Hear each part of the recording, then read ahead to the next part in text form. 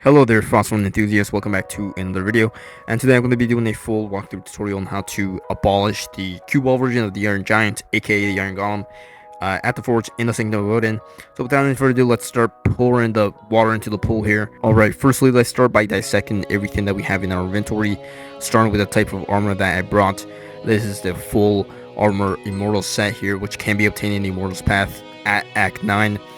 This is completely free to play, and the type of weapon that I brought here is a cleaver, which honestly any type of heavy melee purple weapon will work just fine, except maybe the fire axe, since the fire axe sucks ass through a straw.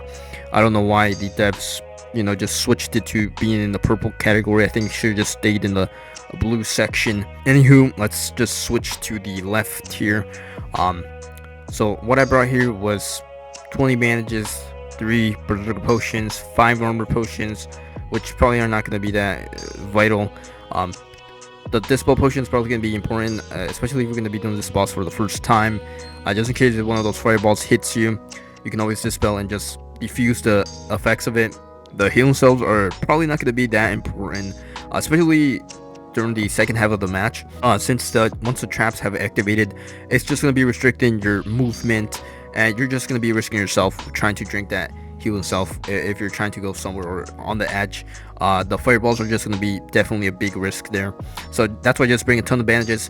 If you need to, just bring like a whole other stack, 20 stack of bandages if necessary. The next thing is going to be the Warrior's Elixir.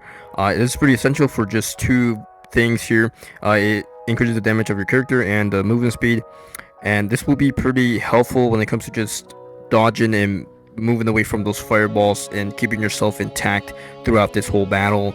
And you can find these in the golden caches and the silver caches of Odin's. I don't know about the wooden caches, maybe they give you one, but if you do have one, then save it up definitely for the Iron Golem.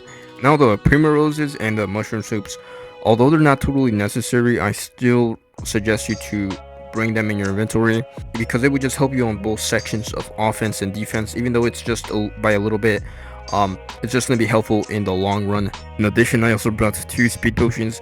This is going to give me the opportunity to switch to another class without the boss interrupting me, which I will demonstrate further into the video. I also brought a full set of level 1 gear with 2 simple assistance staffs and 2 green flasks.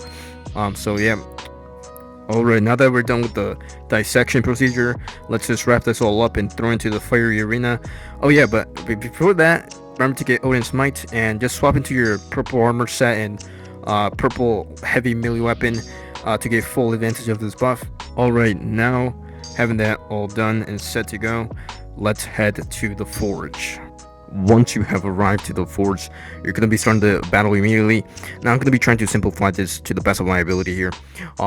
So the first half of the battle, which is the first 5,000 HP points of this boss, it's going to be very easy. It's going to be like taking a walk to the park. You can even do this with an assistant staff if you wanted to. Now doing it that way is going to take a very long time, which is why I tried to do it with a flask, and it just did not work as I anticipated, due to the fact that the attack range of the flask wasn't enough to prevent the boss from pooping out his lava puddles, and it just made it feel like I was walking on top of a volcano. So I kind of changed my fighting style here, and instead I swapped to the assistant staff when he was just in his normal state of walking, and then swapped to the flask when he did his AoE cone fire flamethrower thing.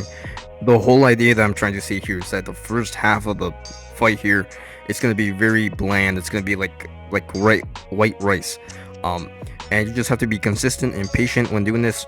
So yeah, having things all said, let's just get right into the midst of the fight where the real action takes place. And yeah, I'm just gonna kind of be fast forwarding this for a bit, so let the fast forwarding begin, I guess.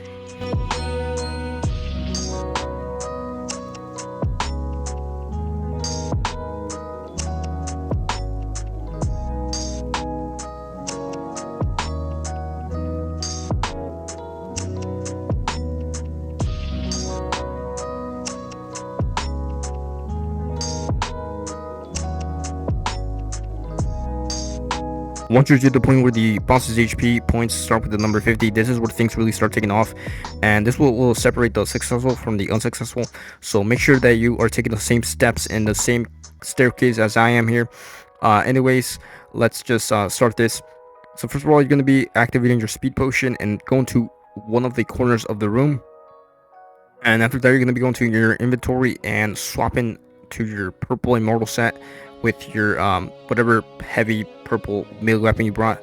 After that, you're going to be going to the opposing side of whichever corner you were in. For example, if you were in the top left corner, you're going to be going to the bottom right corner. This is just simply because the distance between these two corners are enough to just give you the opportunity to swap to another class, which is what we're trying to accomplish here. In my case, I swapped to the Berserker 2 since it's a high damage dealing class. And honestly, our top priority is to try to deal as much damage in the smallest amount of time. And that is the reason why I chose Berserker 2 for this method here. Now, after I swapped to Berserker 2, I then ate both of my soups and also activated one of my Berserker potions.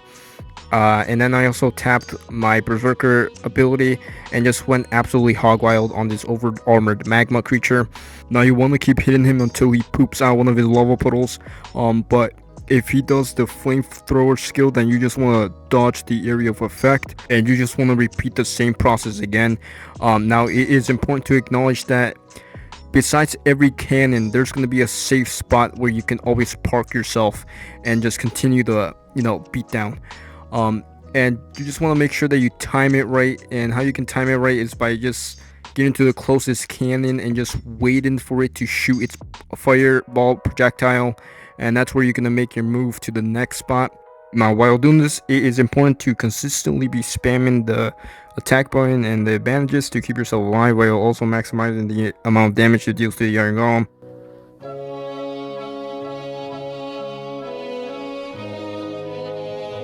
And there you have it. You can see me squandering this fly as he blows up and disassembled itself.